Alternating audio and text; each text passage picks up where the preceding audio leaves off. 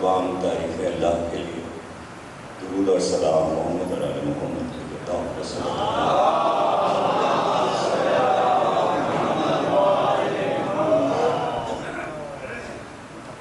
ہم سے باب زمانہ کی پہلی تحریر آپ حضرات سماعت فرما رہے ہیں. بانی محفل اور بڑے عزادار آپ کے اس خانے کے جناب زوار صاحب کے بارے میں آج مجھے اطلاع ملی کہ وہ علی ہوئے اور صحتیاب بھی ہوئے. ہم آغاز میں ہی دعا کرتے ہیں ان کے لیے کہ باپ کے جناب سید سجاد اللہ انہیں صحت کاملہ عطا فرمائے. باپ کے امام زمانہ اللہ ان کی تمام بلاؤں اور مصیبتوں کو دور فرمائے اور وہ اس طرح صحتیاب ہوں کہ کوئی بھی موذی مرض اب ان کے قریب نہ آئے. اس لیے کہ جو امام وقت کا کام کر رہا ہوتا ہے چونکہ امن کا مالک ہے امام، اس کے فیصلہ وہی سے ہوتا ہے کہ ابھی اس کو زندہ رہنا. جس سے کوئی کام لینا ہوتا ہے اس کو موت کے دروازے سے واپس کر دیتے ہیں. موت تو برحق ہے اور انسان کی ضعیفی عمر کا بڑھنا اس کو سفر آخرت پر مجبور کرتا ہے. اب یہ انسان کی خود اعتمادی ہے کہ وہ کتنے دعاؤں کے لشکر بھیج سکتا ہے اور ظاہر ہے کہ ہمیں حکم بھی ہے. دیکھیں یہ زندگی جو ہے وہ ہماری اپنی اختیاری ہے. اسی بات کو ہم آج کی اس پوری تقریر میں سمجھانے کی کوشش کریں گے کہ یہ اللہ کی دی ہوئی زندگی تو ہے، اس لیے کہ کائنات اس کی ہے اور ہر چیز کا وہ خالق ہے. لیکن قضا اور قدر کا مالک روحوں کو خلق کر کے جب اپنے پاس بلاتا ہے کہ تم ہماری مخلوق ہو اور ہم نے یہ ارادہ کیا ہے کہ ہم تمہیں انسانی پیکر میں بنائیں. احسن تقویم ایک بہترین ڈھانچہ ہمارے پاس ہے اور ہم تمہیں چاہتے ہیں کہ تم اشرف بنو. یعنی جو ارادہ کیا ہے ہم نے وہ اشرف المخلوقات، یعنی ہم نے اتنی مخلوقات بنائی ہیں کہ جس کا کوئی شمار نہیں، جس کی کوئی حد نہیں ہے. لیکن اب ہم نے یہ ارادہ کیا کہ ایک احسن عربی میں کہتے ہیں سب سے بہترین، جس کے اوپر اچھائی ختم ہو گئی، تو اس نقشے پر ہم تمہیں پیدا کرنا چاہتے ہیں. لیکن مسئلہ ہمارے دربار میں یہ پیش ہے کہ ہمارے پاس ایک بہت قیمتی شے ہے،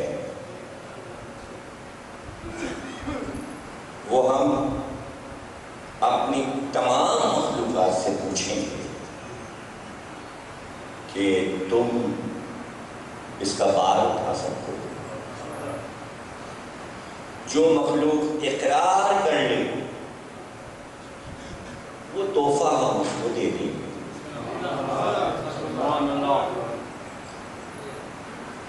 اب ظاہر ہے کہ وہ شے کسی نے دیکھی نہیں تھی اور وہ دیکھنے والی شے نہیں تھی۔ یقین مخلوقات اس لیے کر رہی تھی کہ ان کا رب کہہ رہا تھا، چونکہ وہ اپنے رب کو جان رہے تھے۔ دیکھا تو رب کو بھی نہیں تھا، لیکن سن رہے تھے، سمجھ رہے تھے کہ ہمارا رب بول رہا ہے۔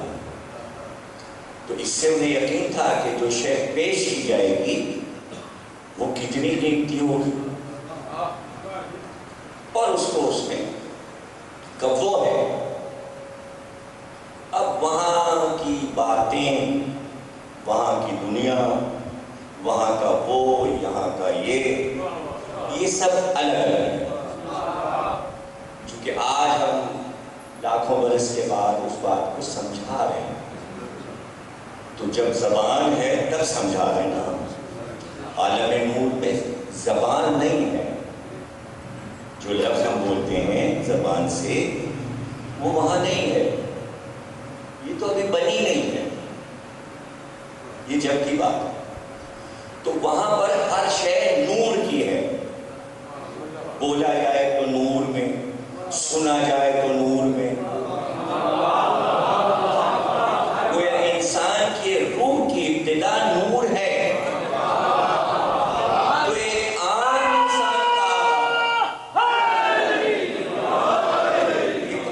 انسان کا آغاز نوری ہے، اس لیے کہ نوری مخلوق تھا۔ تو جب عام انسان نوری ہے تو وہ انوار کتنے افضل ہوں گے کہ جب یہ اشرف بننے جا رہا ہے تو وہ ان سے بھی کہیں اشرف ہوں گے۔ تو جب آپ کی اشرفیت ثابت ہے جانوروں پر،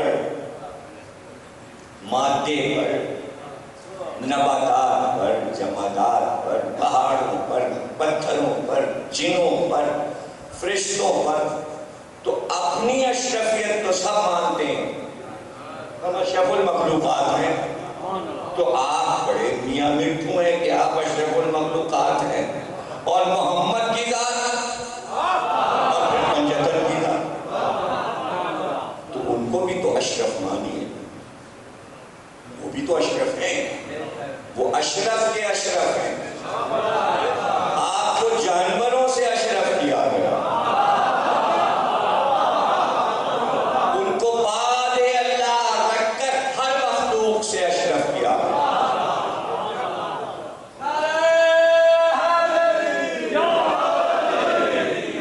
تو بھائی یہ ہے،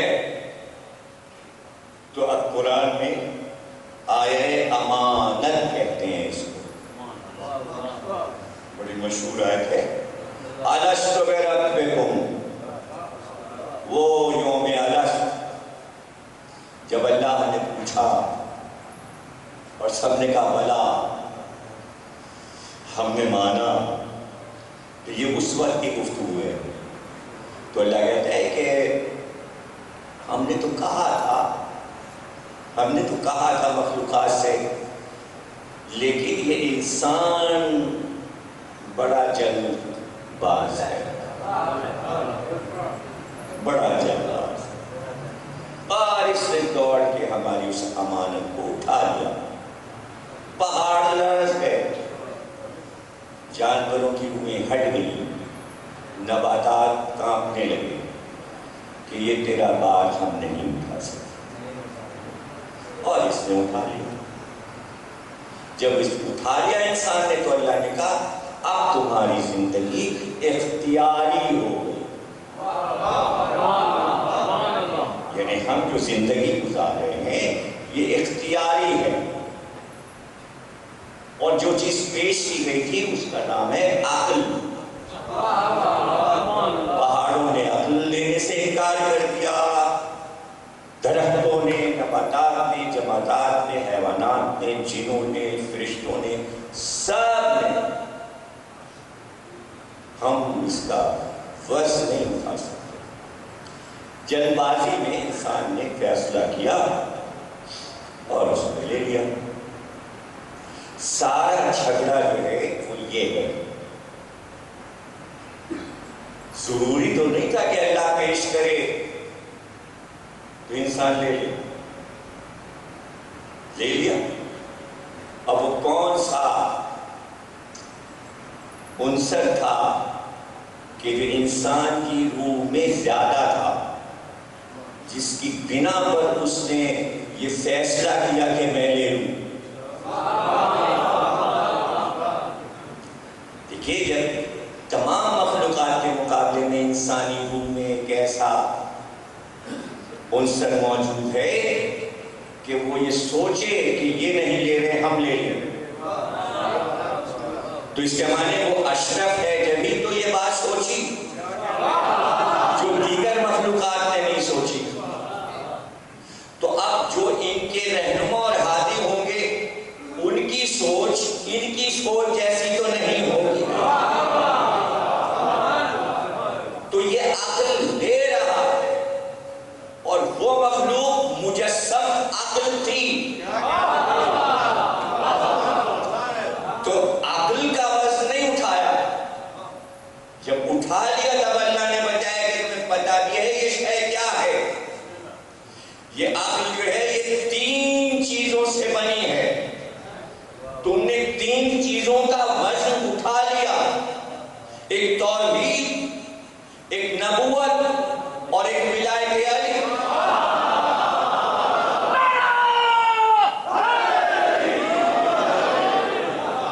یعنی تم نے اپنے لیے ہدایت کو پسند کر لیا. اب یہ عقل تمہاری ہادی بنے گی, لیکن جب تم عقل کو صحیح استعمال نہیں کر پاؤ گے تو توحید سہارا دے گی, توحید کو نبوت سمجھائے گی, توحید اور نبوت کو ولایت سمجھائے گی. تم نے جلد بازی ہے. یہ لفظ یہ بتا رہا ہے جلد بازی کا مطلب کہ جب آپ بچے سے کہتے ہیں کہ یہ چیز ہم تمہارے لیے لائے ہیں کھلونا, لیکن ابھی ٹھہرو, کھانا وانا کھا کے ہم تمہیں بتائیں گے اس کے چلانے کا کیا طریقہ ہے. تو اس کے ساتھ ایک بک ہوتی ہے, وہ پڑھا پھر بتایا پہلے یہ بٹن دبے گا پھر یہ. لیکن بچے کو تو وہ عجوبہ لگ رہی تھی, اس نے موقع دیکھ کے اس کو چلا ہی لیا. اب وہ غلط بٹن دبایا ہے کہ صحیح. مشین خراب ہونے کا خطرہ ہے, مشین ٹوٹنے کا بھی خطرہ ہے, اس لیے کہ اصول سے بنیاد سے بات شروع نہیں ہو رہی. تو بچہ جلد باز ہوتا ہے, اسے تو ہر چیز کو دیکھنے کا تجسس ہوتا ہے. یہی عالم نور میں, عالم زر میں انسانی روح کا تھا کہ وہ جلد بازی میں یہ چاہتی تھی کہ میں اس چیز کو لے لوں اس سے پہلے کہ کوئی اور مخلوق نہ لے لے, اور پھر سمجھنے کی بھی کوشش کی کہ یہ ہے کیا جو ہم لے رہے ہیں. تو اللہ نے جلدی سے بتا دیا کہ یہ ہے کیا, اس میں توحید ہے, اس میں نبوت ہے, اور اس میں ولایت علی ہے. اس مجموعے کا نام ہے عقل. لیکن جو اسے لے لیتا ہے یہ اتنی بڑی چیز ہے کہ پھر اس کو ہدایت کی ضرورت نہیں رہ جاتی, اس لیے کہ عقل اس کی ہدایت کرتی ہے. عقل انسان کی سب سے پہلی اور سب سے بڑی ہادی ہے. تو اب اللہ نے اعلان کیا کہ اس کو لینے کی جو شرائط ہیں وہ بھی ہم تمہیں بتا دیں, اور وہ یہ کہ جس کے پاس یہ شے جاتی ہے وہ خود مختار ہو جاتا ہے. پھر اس میں سرکشی بھی آ جاتی ہے, پھر اسے ہر کام کرنے کا جذبہ پیدا ہوتا ہے, پھر اس کی فطرت میں جانکاری ہوتی ہے, وہ ہر شے کو دیکھتا جائے گا اور پہچانتا جائے گا یہ کیا ہے, یہ کیا ہے. عقل اس کی رہنمائی کرے گی. نہیں سمجھے آپ؟ یعنی یہ وہ جذبہ ہے کہ مچھلی کا بچہ جب پیدا ہوا تو آپ مثال دیتے ہیں مچھلی کے بچے کو کوئی تیرنا سکھاتا ہے؟ کون سے اسکول میں سمندر میں اسکول بنا کے بچے کو بھیجا جائے گا تو تیرنا سیکھ؟ نہیں, فطرت میں ڈال دیا. یعنی اس کی زندگی ہی پانی ہے. تو انسان کی فطرت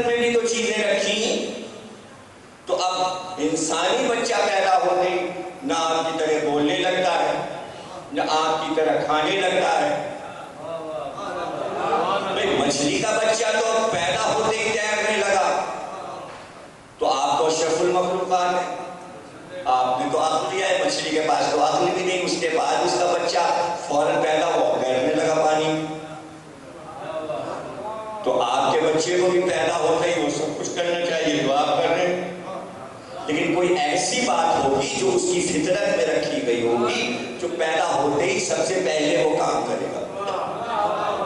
تو پیدا ہوتے ہی نہ اس نے ماں سے یہ کہا ہمیں دودھ پلا دو، نہ یہ کہا ہمیں کھانا کھلا دو، نہ یہ کہا ہمیں کپڑے پہنا دو، کچھ بھی نہیں کہا۔ پیدا ہوتے ہی اس نے فطرتی طور پر ایک کام کیا کہ رونا شروع کر دیا۔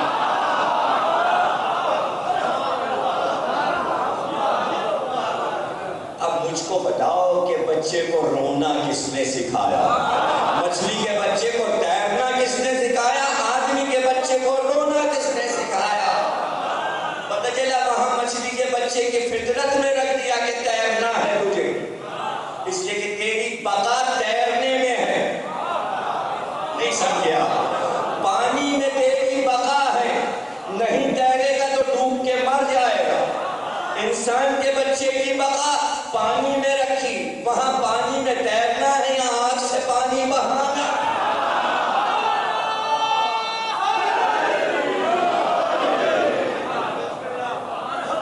تو اب اختیاری ہے، اختیاری خود سے رویا، خود سے رویا تو فتوے وہاں سے شروع ہونے چاہیے۔ خبردار نہیں کیا آپ کا بچہ پیدا ہو رونے نہ پائے، اس لیے کہ رونا بدعت ہے۔ اسپتالوں میں لکھ دیا جاتا ہے، ڈاکٹروں کو بتا دیا جاتا ہے، لیکن جیسے ہی بچہ پیدا ہو اسے ٹھنڈی مشین میں یا گرم مشین میں کہیں ایسے جلدی سے ڈال دیجیے کہ رونے نہ پائے۔ اگر روئے گا تو بدعت ہو جائے گی اور آپ گناہگار ہو گئے۔ لیکن پہلی فطرت رکھی رونا، پتہ چلا ہنسنا فطرت میں نہیں ہے، لیکن رونا فطرت میں ہے۔ کوئی اور طریقہ رکھ سکتا تھا، خالق تو وہی ہے، لیکن اس کو زبان بنایا۔ انسان کی پہلی زبان رونا، پہلی زبان، اس لیے بدعت نہیں، اس لیے کہ روئے گا نہیں تو غضب ہو جائے گا۔ نہیں سمجھ رہے آپ؟ بھائی سارے دلائل وہیں پر موجود آیا تو ابھی تو ایسی صورت میں ہے کہ اختلاف میں لپٹا ہے، ابھی تو ہل جل بھی نہیں سکتا۔ ڈاکٹر نے اس کو اس قابل کیا کہ دنیا کی ہوا لگے، اور پہلا کام یہ کیا کہ اپنے الٹے ہاتھ پر پیٹ کے بل بچے کو اٹھایا، سیدھا نہیں الٹا اٹھایا، اور سیدھے ہاتھ سے پیٹ کے اوپر 3 بار۔ کیا دیکھا؟ مردہ تو نہیں پیدا ہوا، بس یہ ایسے جو کیا تو بس اس نے کہا کیا کر رہے ہو؟ ہم مردہ نہیں ہیں، زندگی بتائی رونے سے۔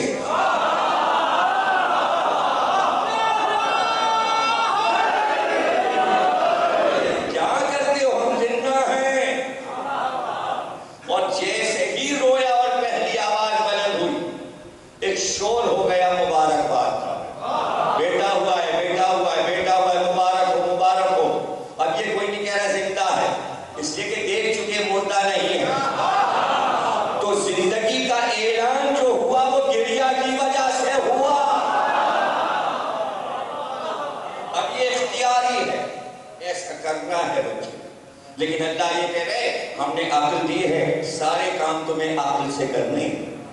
عقل نہ ہوتی تو کیسے پہلی بار ضرب محسوس کر رہا ہے پیٹھ پہ، کسی کا لمس محسوس کر رہا ہے، دنیا کی ہوا پہلی بار محسوس کر رہا ہے، ابھی آنکھیں نہیں کھولی، کان میں صرف آوازیں آ رہی ہیں، آوازیں پہلی بار سن رہا ہے، کتنی جلدی جلدی مانوس ہوتا جا رہا ہے۔ اب ان آوازوں پر چلے گا، اب اس کی عقل فیصلہ کرتی جائے گی تو نے پہلی آواز جو سنی تھی وہ ڈاکٹر کی یا نرس کی تھی، پھر تو نے دوسری آواز سنی وہ دائی کی تھی، تو نے تیسری آواز سنی وہ ماں کی تھی۔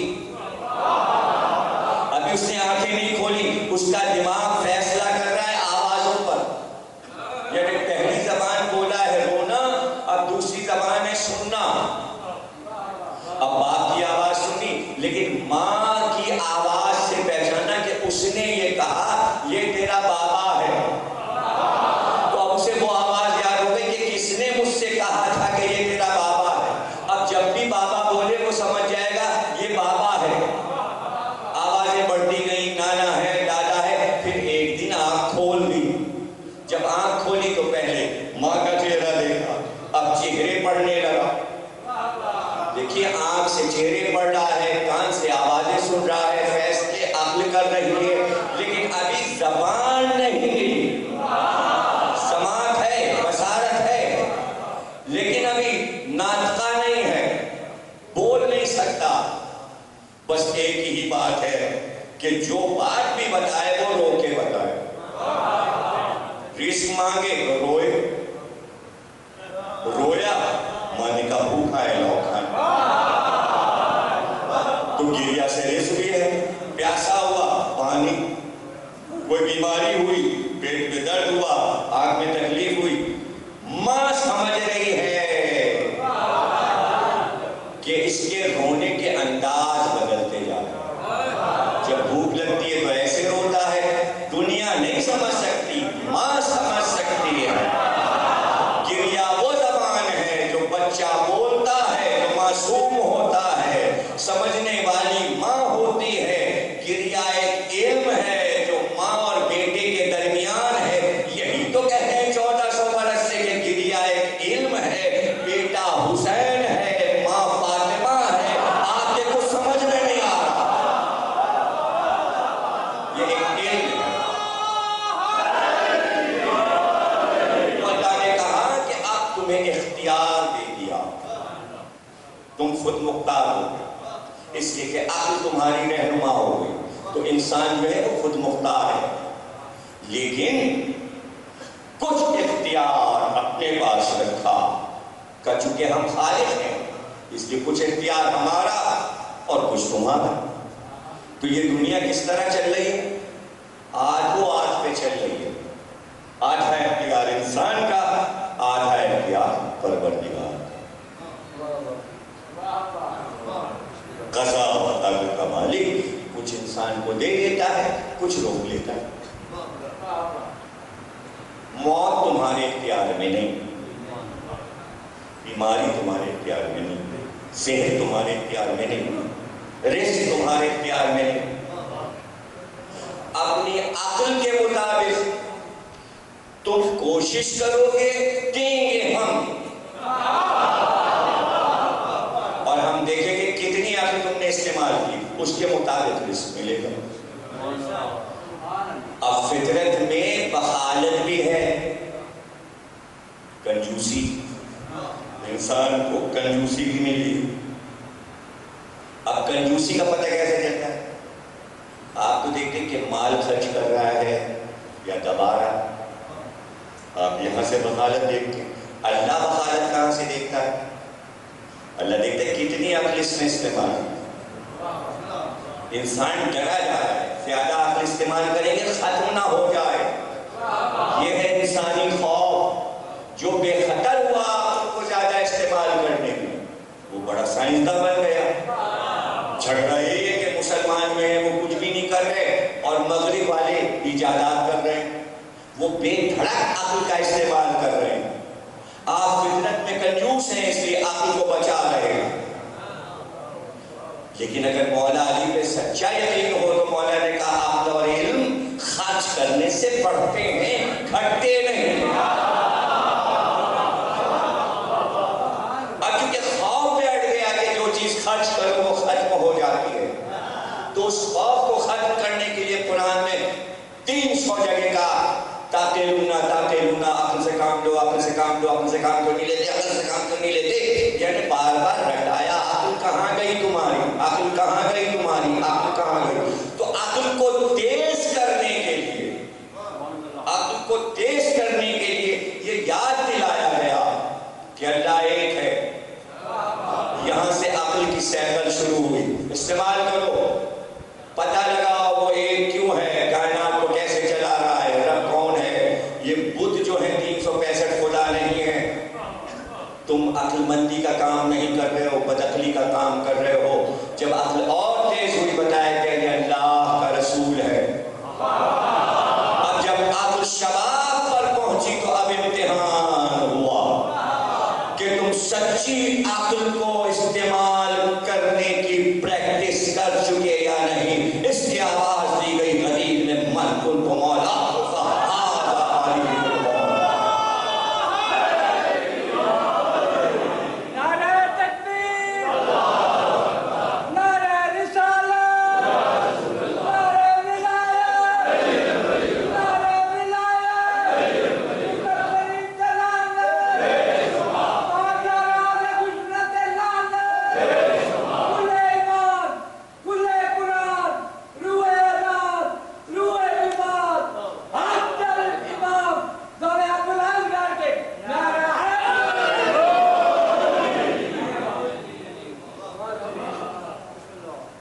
اب جھگڑا یہ نہیں ہے کہ کون کون ولایتیں بھی مانگ رہا ہے، یہ آپ کو پہچان بتائے گی کہ یہ بدعقل ہے۔ آپ نے قبول کر کے بتایا ہم عقل میں کنجوس نہیں ہیں، ہم نے مولا کو پہچان لیا، اس لیے کہ ہم نے وعدہ کیا ہے یوم الست میں، جس کی عقل وہاں تک پرواز کر گئی کہ وہ وعدہ ہمیں یاد آیا، اس لیے ہم نے کہا علی ولی اللہ،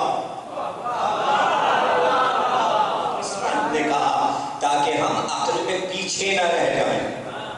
تو جہاں اپنی عقل کی مدد انسان نہیں کر رہا تو اللہ اس کی مدد کیسے کرے گا؟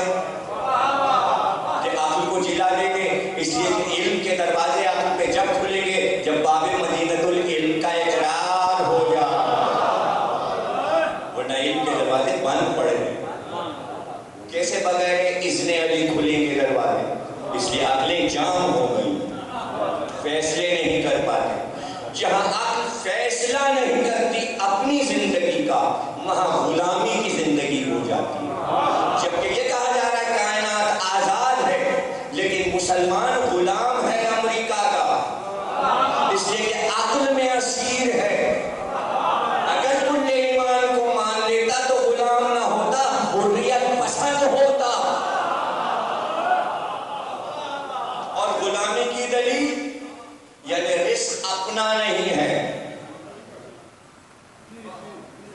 عقل ہو تو رزق اپنا ہو، اپنی محنت کا رزق ہو۔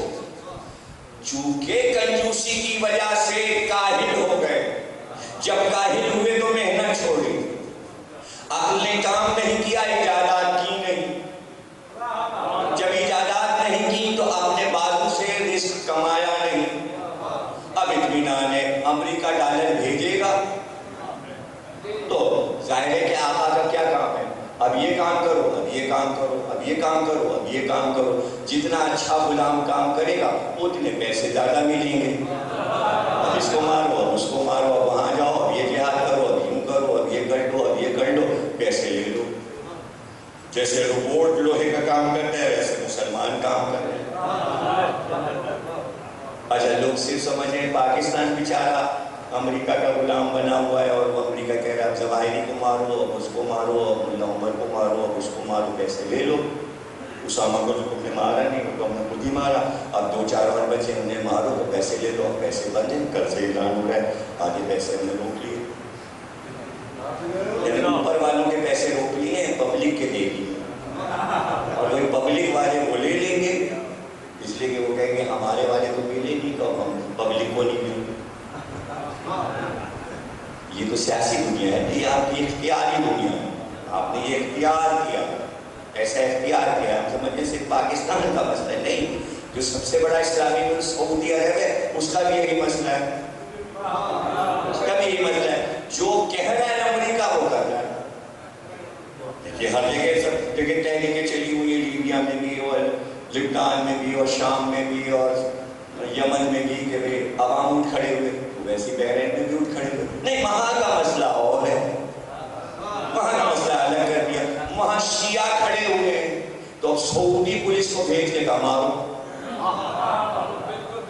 تو یعنی مسلمان مسلمان کو مارے، نہیں ماریں گے تو وہ سعودی بادشاہ ختم کر دیں گے، اس لیے کہ غلام ہیں۔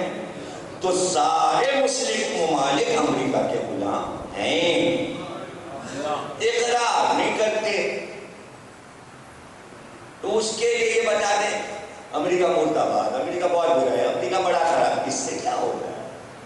اس سے کیا ہوتا ہے؟ یعنی آپ غلام بن کے بھی اپنے مالک کو گالیاں دے رہے ہیں، یہ ایک اور تمخلی کی بات ہے۔ اس لیے کہ اس کو پتا ہے کہ یہ سرکش غلام ہے، دینا تو ہے لیکن ذلیل کر کے دینا ہے، لینا تھا تو وہی عزت ہے، لیکن عقل کم، اس لیے پتہ نہیں، سمجھتے ہیں کہ ہم عوام کو خوش کر رہے ہیں، امریکہ کو برا کہلوا کے اور پھر پیسے بھی لینے۔ یہ تو بیچ میں جملے آ گئے، میں ابھی آپ کو سمجھاتا ہوں کہ اختیاری زندگی کی وجہ سے ہر چیز یہ اللہ کا ڈالا عذاب نہیں ہے۔ جو جو لوگ سمجھتے ہیں کہ مسلمانوں کی قسمت بگڑ گئی اور اللہ ہی بنا دے گا. کیوں بنا دے گا اللہ؟ کس بات پہ بنا دے گا؟ پھر سے سمجھ لیں گے. میں چھوٹی چھوٹی مثالوں سے بڑی بات سمجھا دیتا ہوں. مثلاً بیماری آئی، اللہ کی طرف سے ہے، حالانکہ آدھے سے زیادہ اپنی طرف سے ہے. اس نے پہلے بتا دیا دیکھو فلاں چیز فلاں موسم میں نہ کھانا، اور فلاں موسم میں یہ احتیاط کرنا، اور دیکھو دہی ہے اور سرکہ ہے اور مچھلی ہے اور اس کے بعد مقرر ہے آب و ہوا کا اثرات. نہیں کچھ سنی نہیں ہے، جو سمجھ میں جب آیا کھا لیا. اچھا بیمار پڑ گئے، پروردگار مصیبت آئے، ارے ہمیں معاف کر دے، ارے ہم سے گناہ ہو گئے. کیوں؟ اس لیے کہ اللہ نے حکم دیا تم کہنا ہم سے دیں گے. اس لیے دعا رکھی. دعا اس بات کی دلیل ہے کہ اختیار آپ کا تھا، اب آپ کے بس میں اپنی صحت نہیں ہے، ڈاکٹر کچھ نہیں کر پا رہا، تو اب ہم سے کہو. اب جب تم کہو گے دعاؤں کا لشکر آئے گا، پھر ہم فیصلہ کر دیں گے. تو ہم دعاؤں کو بھی دیکھیں گے کہ اس میں وسیلہ ہمارے خالقوں کا ہے یا نہیں ہے. اس لیے کہ ہم نے ہر چیز شروع میں سکھا دی تھی. آدم کو ہم نے جنت کا اختیار دیا تھا، لیکن اس اختیار کو وہ استعمال نہیں کر پائے، اس لیے ہم نے دنیا میں بھیجا. لیکن یہاں آنے کے بعد آدم کو یاد آئی، ہماری مہربانیاں یاد آئیں، ہماری شفقتیں یاد آئیں. تو پھر رو رو کے کہا، زبان وہی استعمال کی رونے والی. پہلے یہاں آ کے اللہ سے بولے نہیں بلکہ رونے لگے، جو بچے کی زبان ہے. آدم کو کہاں خطبے دینا آتا، رونا آتا. روئے، جب روئے تب جبریل کو اللہ نے بھیجا. رونا پسند آیا، کہا جاؤ ان سے کہو دعا مانگے دعا. تو جو نعمتیں چھینی ہیں وہ سب ایک ایک کر کے ملنے لگی. وہ یہ صحت ہو رہی تھی آدم کو گریا کی وجہ سے. اور پھر کہا گیا دعا مانگو مگر وسیلے کے ساتھ. تو اول روز سکھا دیا اللہ نے، جب تک دعا میں پنجتن کا وسیلہ نہیں ہوگا ہم دعا قبول نہیں کرتے. جب نبی کی نہیں قبول ہوئی تو عام آدمی کی کیا قبول ہوگی؟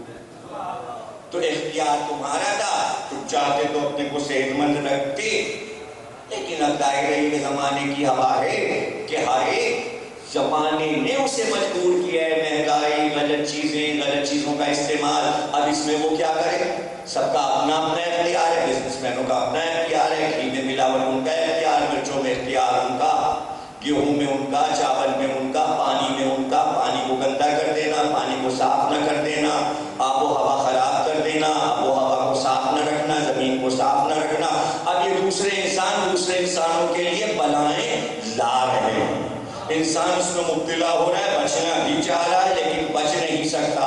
اب وہ ہو گیا معصوم، اس لیے کہ اس نے خود سے گندا پانی نہیں پیا، پلایا گیا. اس نے ملاوٹ کی غذا خود نہیں کھائی بلکہ وہ گندی غذا اسے کھلوائی گئی. بےمانی کر کے عقل کی کمی کی وجہ سے سارے عقل مندوں کو بدعقلوں نے مارنا شروع کیا اس صورت میں. تو اللہ نے کہا دعا، اور دعا کے لیے پنجتن پاک.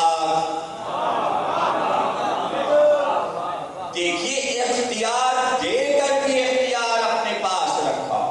یعنی اس کو بھلائی درکار ہے انسان کی کہ تباہی میں نہ چلا جائے، پھر بھی چاہتا ہے صحت اچھی رہے، لیکن اس کے لیے چاہتا ہے کہ ہم سے کہو بھی تو، ہمیں یاد بھی تو رکھو. اس کو ہم نے یہ ہوا ہے، یہ ہوا بھی رزق ہے، یہ زمین رزق ہے، دانا ہم دے رہے ہیں. ہم کسی چیز کا تم سے پیسہ نہیں لے رہے ہیں، ٹیکس نہیں لے رہے ہیں. ہوا تمہاری، ہوا کا ٹیکس نہیں. پانی تمہارا، پانی کا ٹیکس نہیں. اللہ تو کوئی ٹیکس نہیں لیتا. اب یہ تو بدعقل انسان ہے کہ پانی بھی اپنے قبضے میں کر لیا، ہوا بھی اپنے قبضے میں کر لیا، زمین بھی اپنے قبضے میں کر لیا. بھائی تمہاری تھوڑی ہے. یہ بدعقلی میں تم ایک دوسرے سے چھین کے کہہ رہے ہو ہماری ہماری ہماری. نہیں، یہ سب کی ہے.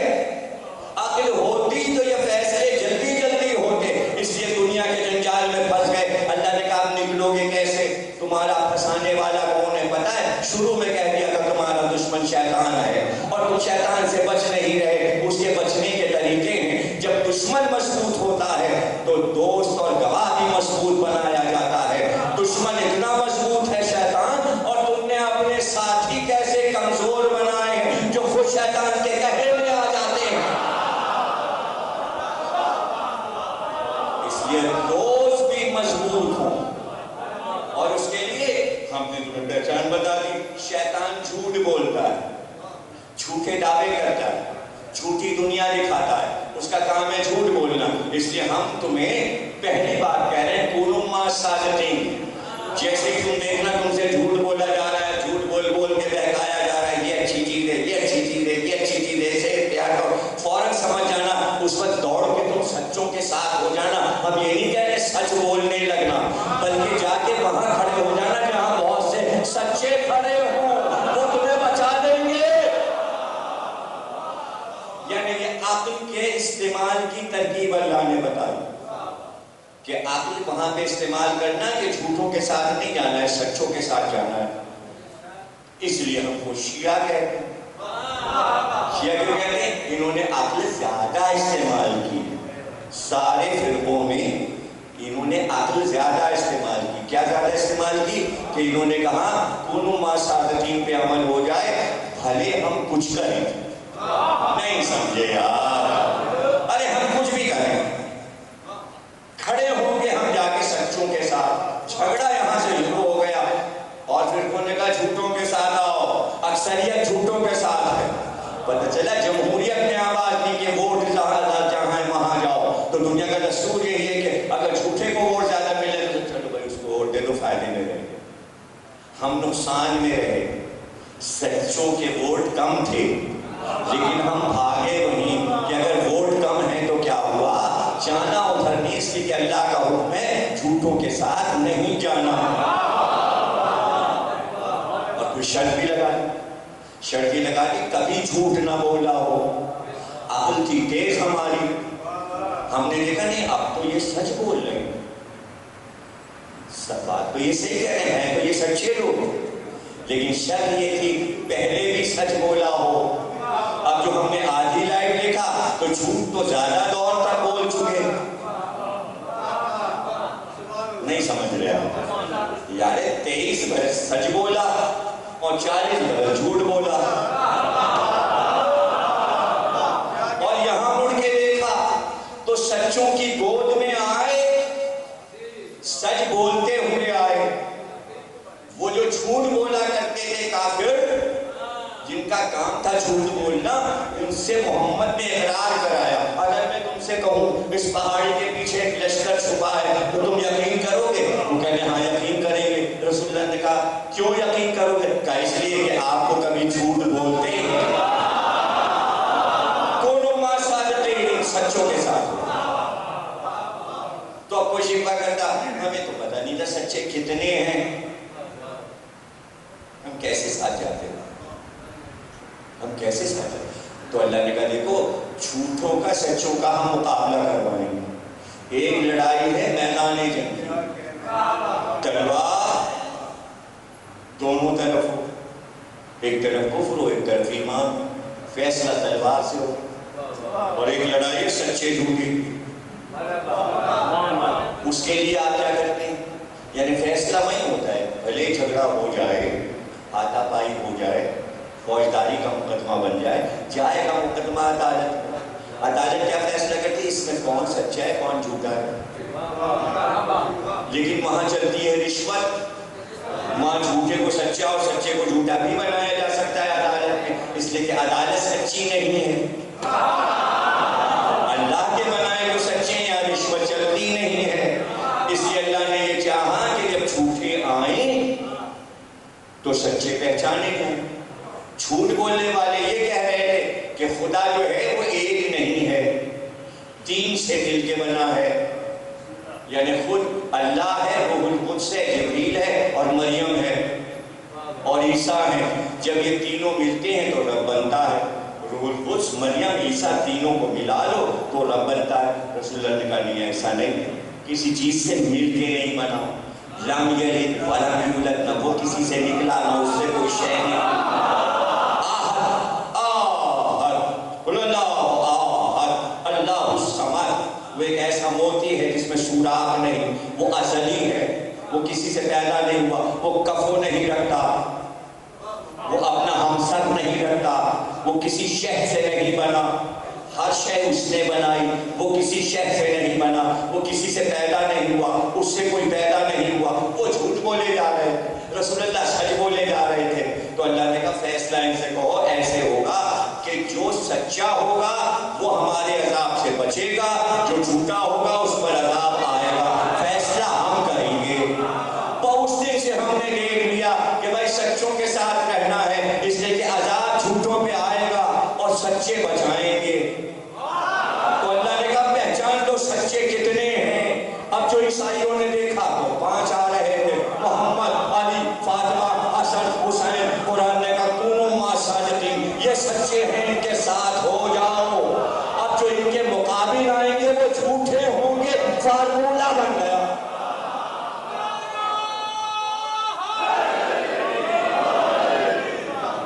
دیکھیے اختیاری زندگی میں ہدایت دینی، عقل تمہاری ہے، تم اسے جیسے چاہو استعمال کرو. یہ تمہید ہو گئی. آگے ہم انشاءاللہ گفتگو کریں گے آنے والی تقریروں میں کہ چونکہ اختیاری زندگی، اس لیے جس نے چاہا اختیار کیا حکومت. فرعون بن گیا، نمرود بن گیا، حمان بن گیا، سلطنتیں بن گئی، خزانے لے لیے، ہر چیز آزاد تھی. جس نے زیادہ قبضہ کیا وہ بڑا بادشاہ بن گیا. اللہ نے کہا غلط غلط، جھوٹے جھوٹے جھوٹے. ہر دور میں سچا نبی بھیجتا رہا. دیکھیں دولت کا مقابلہ دولت سے نہیں کیا کہ اپنے انبیاء کو بھی دولت دے کے کہتا فرعون سے زیادہ دولت تمہیں دے دی، تمہیں بڑا لشکر دے دیا، فرعون کا لشکر چھوٹا ہے، موسیٰ تمہیں زیادہ مضبوط کر دیا. نہیں، اکیلے جاؤ. سچے کو دنیاوی مادی لشکروں کی ضرورت نہیں ہے. سچا خود طاقت رکھتا ہے. اکیلے جاؤ فرعون کے پاس. یہ نمرود کیا طاقت رکھتا ہے؟ زمینوں پہ قبضہ ہے، یہ ہے سلطنت بہت بڑی ہے، اس کے لشکر. کوئی پرواہ نہیں ابراہیم، اکیلے جاؤ. یہ سچائی کی طاقت ہے. یعنی اللہ سچائی کی طاقت کو سمجھاتا رہا کہ دنیا کے اختیار و اقتدار کے باوجود ہمارا ایک سچا سب پہ بھاری ہوتا ہے. اور آج بھی فرعون کی سلطنت پہ ابراہیم بھاری، فرعون کی سلطنت پہ موسیٰ بھاری، نمرود کی سلطنت پہ ابراہیم بھاری. عاد و ثمود کو تباہ کر دیا. صالح کا نام زندہ ہے، ہود کا نام زندہ ہے، یونس کا نام زندہ ہے، ادریس کا نام زندہ ہے، زکریا کا نام زندہ ہے، یحییٰ کا نام زندہ ہے، یعقوب و یوسف کا نام زندہ ہے، عیسیٰ کا نام زندہ ہے. تنہا تھے، لشکر نہیں تھا، دولت نہیں، خزانے نہیں، زمینیں نہیں. کیا طاقت تھی؟ سچائی، صداقت پر حکومت کی ہے. تو جب 1,00,000 انبیاء نے صداقت پہ حکومت کی ہے تو علی سے کیوں پوچھ رہے ہو کہ خلافت کیوں نہیں؟ علی کو سلطنت اور خلافت کی ضرورت نہیں، اس لیے کہ سچ اور سچ کی اتنی دلیلیں پیغمبر نے دے دی کہ بھائی تم قرآن کو سچ سمجھتے ہو، تم حق کو سچ سمجھتے ہو، حق تم اللہ کو کہتے ہو. حق کے کیا معنی؟ حق کہتے ہیں نا سر، حق کے نعرے لگاتے اللہ کو پکارتے. حق کے معنی اللہ، قرآن کے معنی قرآن. پیغمبر نے 2 حدیثیں دے دی جو شیعہ سنی سب نے لکھ دی. جدھر جدھر علی جائے گا ادھر ادھر حق جائے گا، جدھر جدھر حق جائے گا.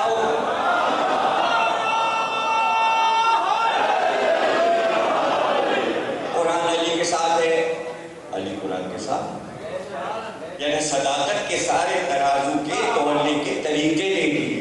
اگر عقل ہے تو آزما لینا. اس اختیاری زندگی میں اللہ اتنی مدد کر رہا ہے.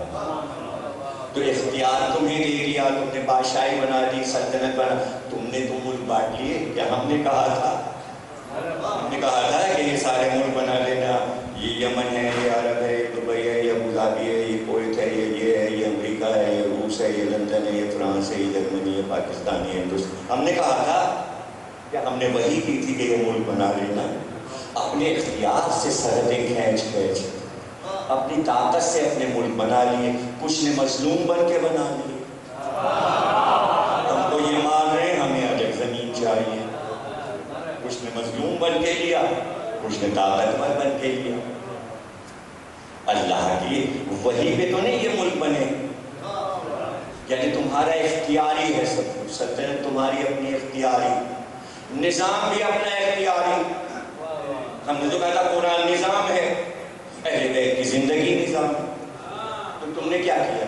تم نے اپنا نظام چلایا، اور ہمارے نظام والے سے تم نے یہ کہا، تم یہ سمجھ گئے تھے یہ جھک جائے گا، تو تم نے شورا میں علی سے کہا کہ ہم آپ کو سلطنت دے دیں گے، لیکن شرط یہ ہے کہ سنت شیخین پہ چلنا ہوگا۔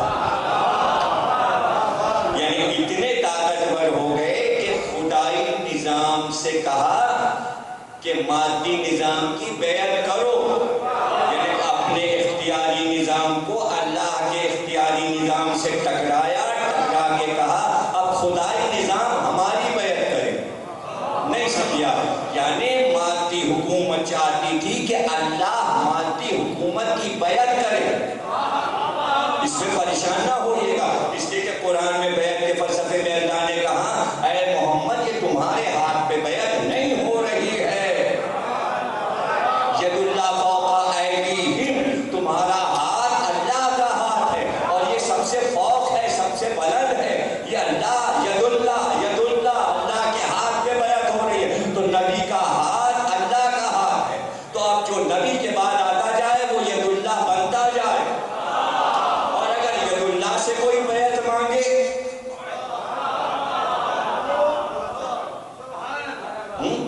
گویا دنیاوی نظام اللہ کے نظام سے کہہ رہا ہے پروردگار تیرا نظام فیل ہو گیا، اس لیے اب انسانوں کا نظام مان لے، یعنی ہمارا اختیاری نظام مان لے، تیرا نظام فیل ہو گیا۔ اگر 14 معصومین نہ ہوتے تو یہ اللہ کا نظام اختیاری نظام میں ضم ہو چکا ہوگا۔ 14 معصومین نے الگ رکھا کہ اپلائی نہ ہو، نفاذ نہ ہو، رہے گا الگ، تم اپنا چلاتے جاؤ یہ الگ رہے گا،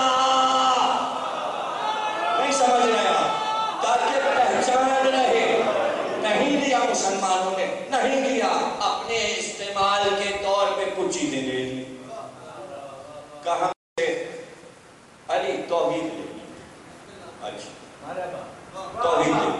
توحید لے لیا، اب تم اس کے آگے جو کہہ رہے ہو ایسا اللہ یہ چھوڑو، لیا ہے ہم نے اللہ، اب ہم جائے جیسا بنائیں، رہے گی ہمارے پاس توحید، ہم کہیں گے لا الہ الا اللہ لا الہ الا اللہ، لیکن اللہ جس رنگ کا چاہے بنا دے۔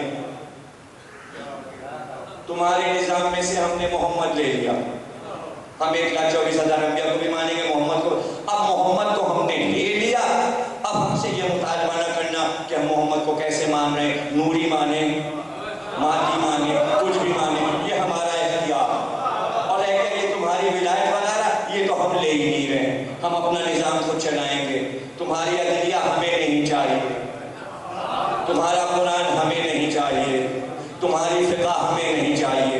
علی نے کہا چلو مسلمان تو رہو، یہ نظام تو ہم تمہیں دیں گے بھی نہیں، لیکن تم اس لیے محتاج رہو گے جب عدلیہ کے مسائل آئے تو وہ مسائل جو نئے تھے جو عقل حل نہ کر سکی تو پھر علی کے پاس آئے۔ یہ بات سمجھ میں نہیں آئی، جب فطرت سے بات ہٹی، نہیں سمجھے آپ؟ دیکھیے آج بھی عدالت میں جب مسئلے آتے ہیں تو غلط فیصلے ہو جاتے ہیں، اس لیے کہ جہاں فطرت کا ٹکراؤ ہو جائے وہاں کیا ہوگا، اس لیے کہ بتانے والا نہیں ہے، یا تو قرآن کی آیت سے دیکھو یا آل محمد سے دیکھو۔ بھئی نہیں پتا تھا کسی بھی حکومت کو کہ بچہ کس کا ہے، اس لیے کہ بچے کی نشانی پہ نہیں لکھا رہتا کہ اس کی ماں کون ہے، نہیں سمجھے؟ اسپتال میں بچے بدل جاتے ہیں، اس کا بچہ اس کو چلا گیا، آپ کے پاس کیا پہچان ہے؟ پیدا ہوئی لڑکی بدل دیا لڑکا، فیصلہ کیسے ہوگا؟ گواہ بھی نہ ہو، تو اب خدائی نظام سے عدلیہ ٹکرائی، اختیاری عدلیہ ٹکرائی خدائی عدالت سے، نہیں سمجھ گیا؟ علی کے پاس فیصلہ آیا، ہوئی تھی لڑکی بدل دیا، لڑکا لے لیا،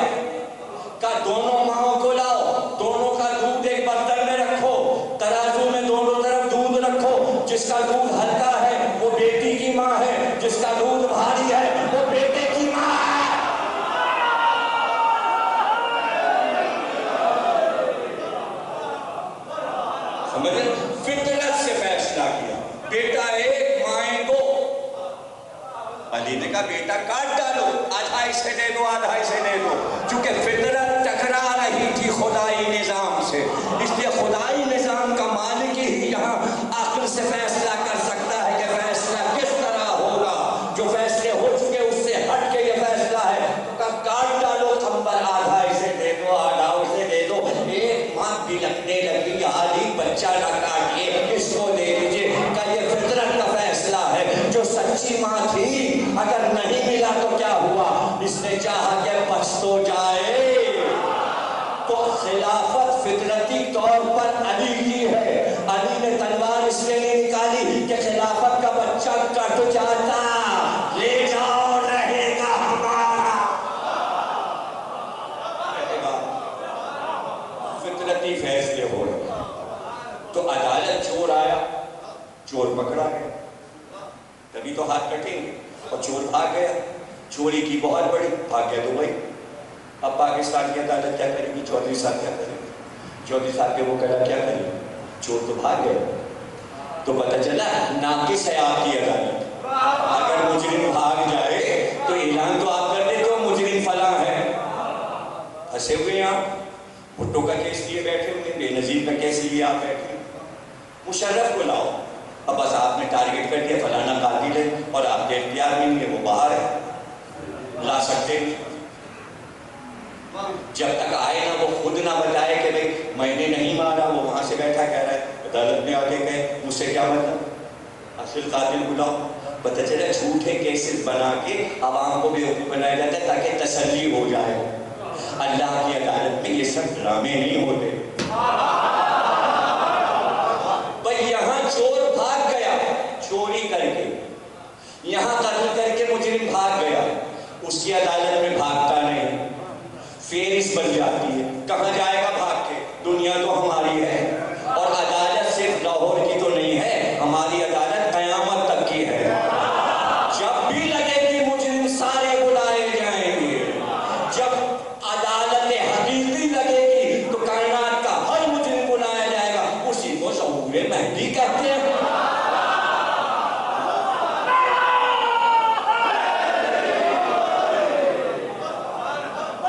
اب کیا ہے ظہور مہدی؟ ابھی میں صرف فلسفہ سمجھا رہا ہوں. تاریخ، واقعات، حدیثیں، یہ تو سب چیزیں ہیں نا، لیکن میں آپ کو منطقی طور پر ایک بات واضح کر رہا ہوں تھیوری کے طور پہ کہ ظہور کی ضرورت کیوں ہے. ظہور کی ضرورت اس لیے کہ دنیا کی عدالتوں سے جو مجرم بھاگ چکے اور ان کے نام لکھے جا چکے، دیکھیے جن پر ظلم کیا وہ مظلوم تو اللہ کی بارگاہ میں کھڑے ہیں، ہمارا بدلہ دلا، اور وہ ہے مالک.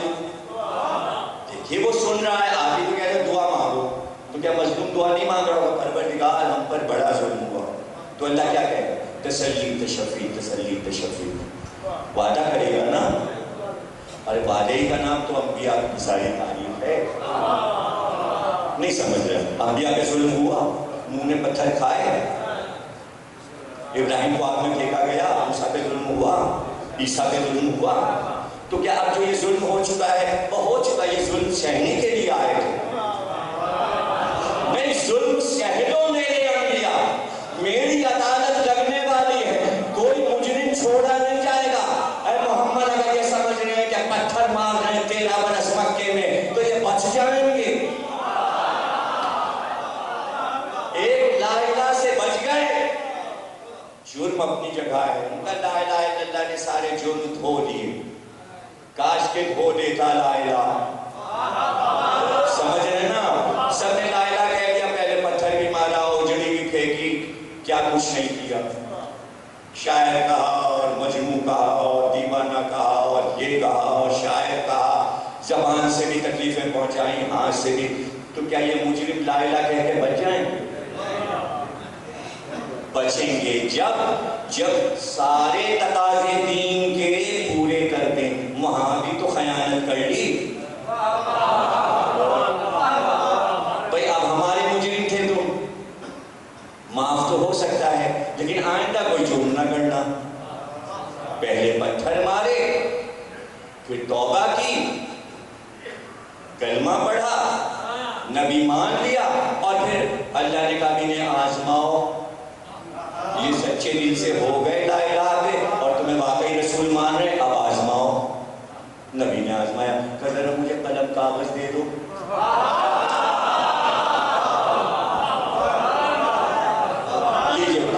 پھر جرم تازہ ہو گیا۔ لکھ لو فرشتوں، یہ وہی ہیں جنہوں نے پہلے پتھر مارے تھے، اب زبان کا پتھر مارا۔ اب جب پتھر مارا تو رسول کو چلے گئے، فیصلہ تو کوئی ہوا نہیں۔ تو آپ نے کہا ہے کہ یہ رکھا ہوا ہے کہ اگر کوئی نبی کی شان میں گستاخی کرے گا تو اس کو عدالت سے سزا ملے گی۔ اور اگر سلمان تاثیر یہ کہہ رہا ہے کہ ہم عیسائی عورت کو بچا لیں گے اور دنیا کی عدالت، لاہور کی عدالت اسے پھانسی نہیں دے گی، ہم خود ہی مار دیں گے، اس لیے کہ رسول اللہ کا دشمن تھا۔ تو آپ نے فیصلہ کیا کہ رسول کی شان میں گستاخی کرے اس کو مار دو۔ آپ کے اپنے فیصلے، آپ کے اپنے فیصلے، آپ جانیے کہ صحیح بخاری بھی ہے، صحیح مسلم بھی ہے، تو آپ فیصلہ نہیں کر پا رہے، کسی کو مار رہے ہو، کسی کو بچا رہے ہو۔ اللہ تمہارے بچائے ہوئے کو بچائے گا نہیں، اسی کا نام ہے ظہور مہدی۔ یہ ہے ظہور مہدی، یعنی جتنے انبیاء کے مظالم ہوئے ہیں ان سارے دشمنوں کو بلایا جائے۔ جو نوح کے دشمن ہیں وہ بھی ہیں، جو ابراہیم کے دشمن ہیں وہ بھی ہیں، جو موسیٰ کے دشمن ہیں۔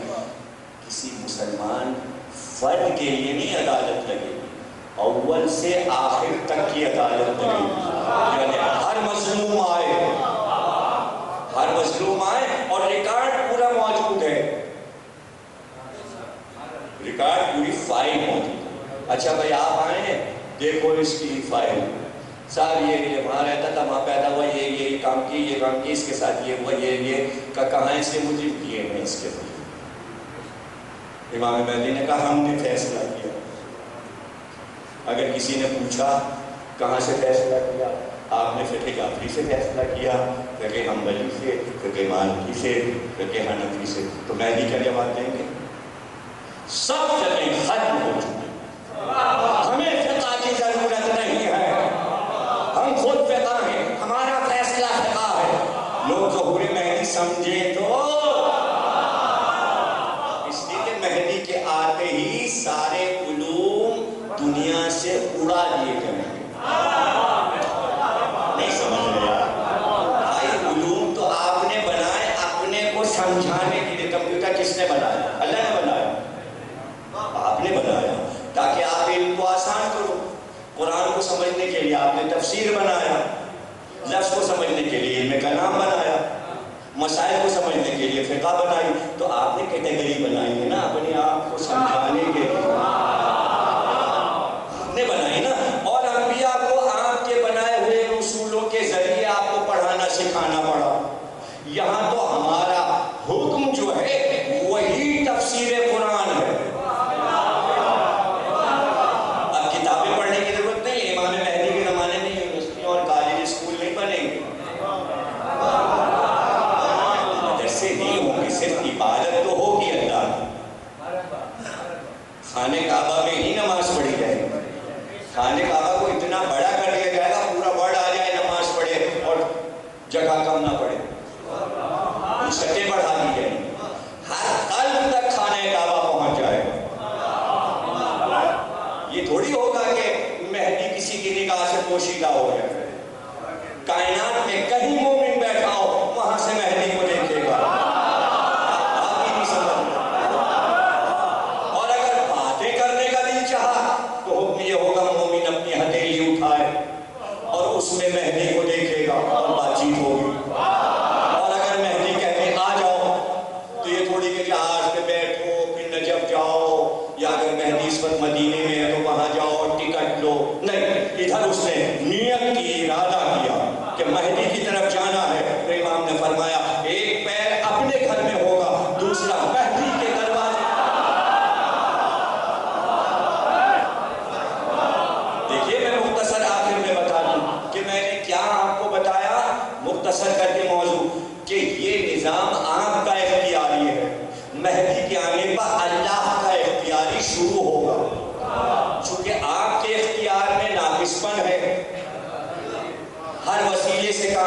جانا ہے تو جہاز میں بیٹھو، فیصلہ کرانا ہے تو کورٹ جاؤ، یعنی آپ کا کوئی کام بغیر وسیلے کے نہیں ہو رہا۔ اور جب ہم نے کہا نبوت اور توحید کو مانو وسیلے سے، نہیں علی ولی اللہ کی کیا ضرورت ہے، اہم چیز بغیر وسیلے کے مانیں گے اور ہر کام وسیلے کے ذریعے کریں گے۔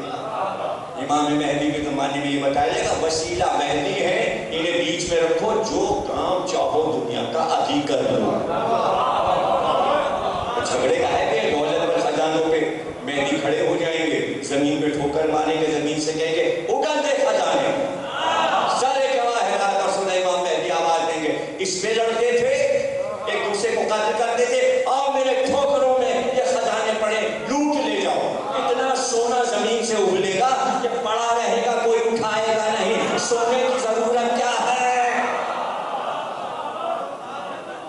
محبت اور مودت اصل چیز ہو جائے گی۔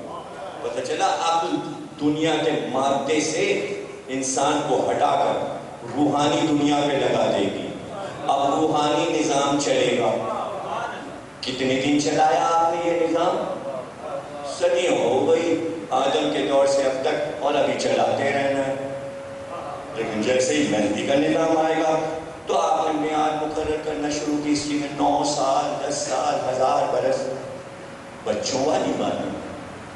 یہ نظام تو ہزاروں برس چلا، اور جو اچھا نظام ہے وہ ختم ہو جائے۔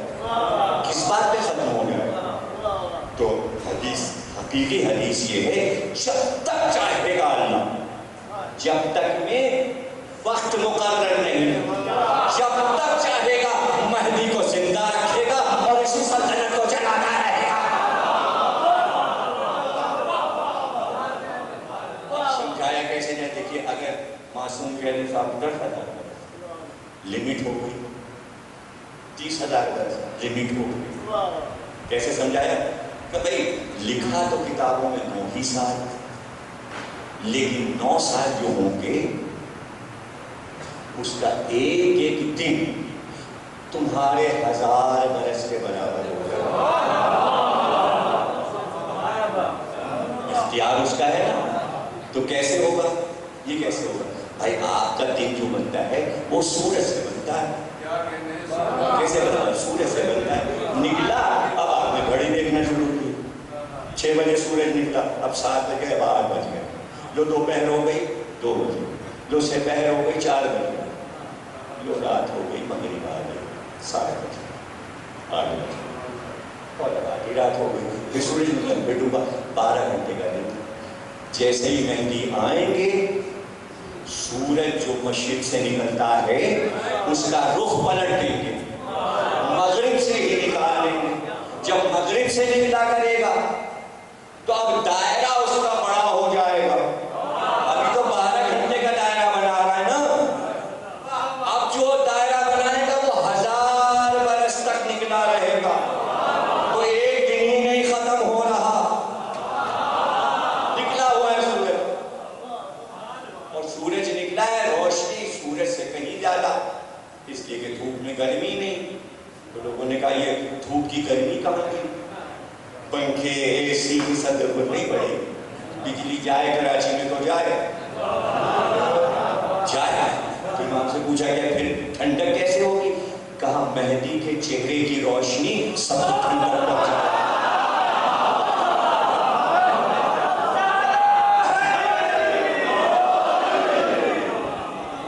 تیرے رب کی زمین، قرآن میں اعلان ہے، تیرے رب کی زمین تیرے رب کے نور سے جگمگا اٹھے گی، تو رب کا نور مہدی ہے۔ پتہ کیسے چلا؟ یہ بھی قرآن سے پتہ چلا کہ کافر یہ چاہتے ہیں کہ اللہ کا نور کامل نہ ہونے پائے، اللہ اپنے نور کو کامل کر کے رہے گا، چاہے تم کراہت کرتے رہو۔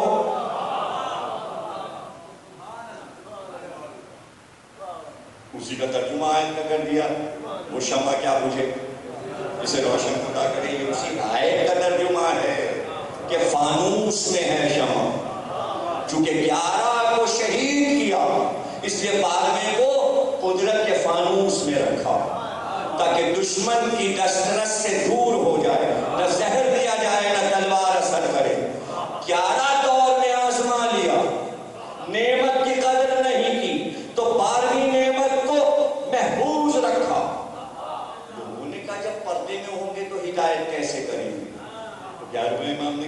تم نے دنیا میں مثال نہیں دیکھی کہ بادل چھا جاتے ہیں دن میں اور سورج نکلا ہوتا ہے تو اندھیرا تو نہیں ہو جاتا، بادلوں سے چھن چھن کے روشنی آتی ہے، مہدی کا نور کائنات میں پھیل رہا ہے پردے سے نکل نکل کے، اگر نور نہ ہوتا تو دنیا فنا ہو جاتی، عذاب میں مبتلا ہو جاتی، مہدی کی وجہ سے کائنات بچی ہوئی۔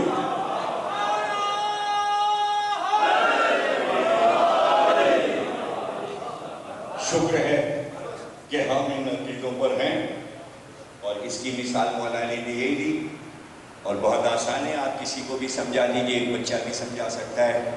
اس نے کہا اللہ نہیں ہے، علی نے کہا ہے،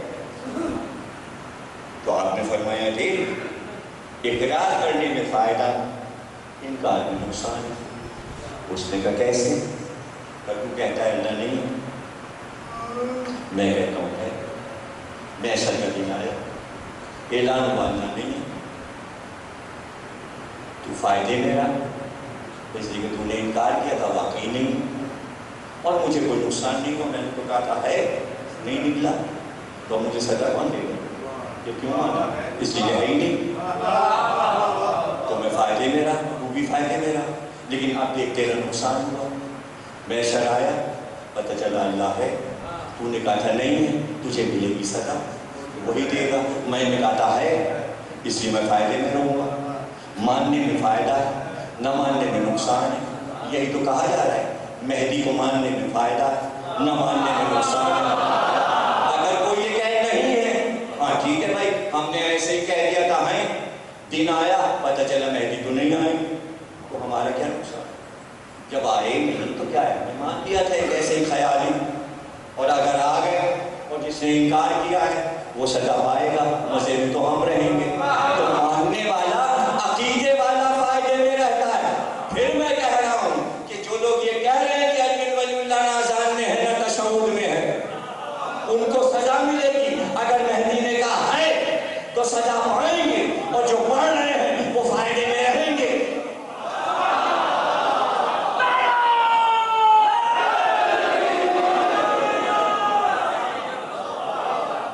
پھر سن لیجیے اسے، جو عقیدے پر ہے وہ فائدے میں رہے گا۔ ہم کہہ رہے ہیں غداری ہے، لوگ کہہ رہے ہیں بدعت، اور مہدی آ گئے، انہوں نے کہا ہے تو ہم تو مزے میں رہے، کہہ رہے نہیں اس کو ملے گی سزا،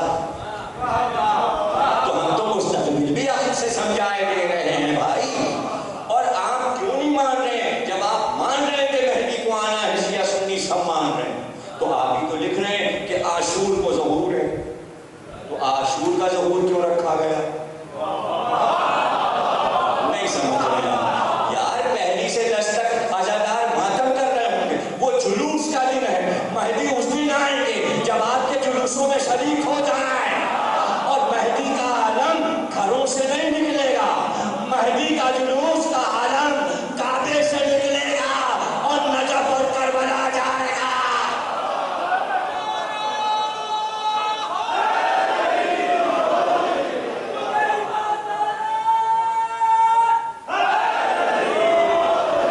آپ کہیں گے کعبے سے کیوں نکلے گا؟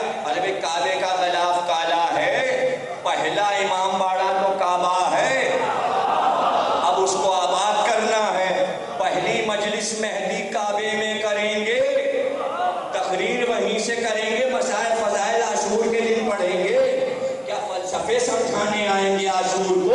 فلسفہ تو سب سمجھا چکے 1 لاکھ انبیاء اور رسول اللہ، ابھی تو مسائل باقی ہیں، مسائل باقی، تو بس یوں ہی سوچ لیجئے کہ ماں کا ارمان بھی اس میں شامل ہے، خدائی نظام میں۔ اگر کسی ماں کا نظام ادھورا رہ گیا، مثلا حضرت عیسیٰ کی شادی نہیں ہوئی اور مریم شادی نہیں کر سکتی، تو ارمان تو باقی ہے مریم، اس لیے عیسیٰ زندہ ہیں، شادی بھی کریں گے دنیا میں آ کے، دولہا بھی بنیں گے اور اولاد بھی ہوگی۔ اور اگر مہدی کی شادی ہو گئی ہے جیسا کہ روایات میں ہے، تو بچوں کی شادی تو باقی ہے، اور شادی اس وقت ہوتی ہے جب خاندان کے سب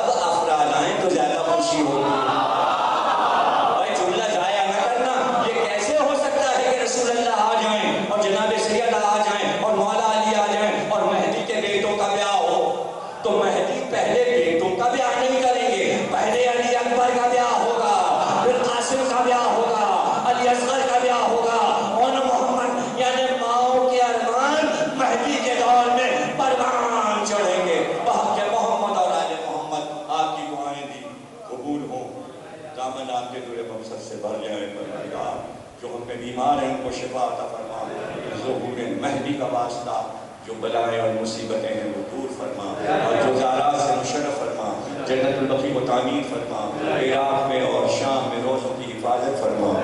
پروردگار امام زمانہ کا ظہور ہو اور ہمارا ہر بچہ امام مہدی کے ساتھ ان کے لشکر میں شامل ہو۔ پروردگار ہمیں طاقت دے کہ ہم ولایت علی پہ برقرار رہے اور ولایت علی سے منہ نہ موڑیں۔ بحق محمد اور آل محمد ہمارے ہر بچے کو حضرت آل حسین پہ قائم رکھ، اور جب تک جئیں حسین حسین کرتے رہیں اور علی علی کرتے رہیں۔ بحق محمد اور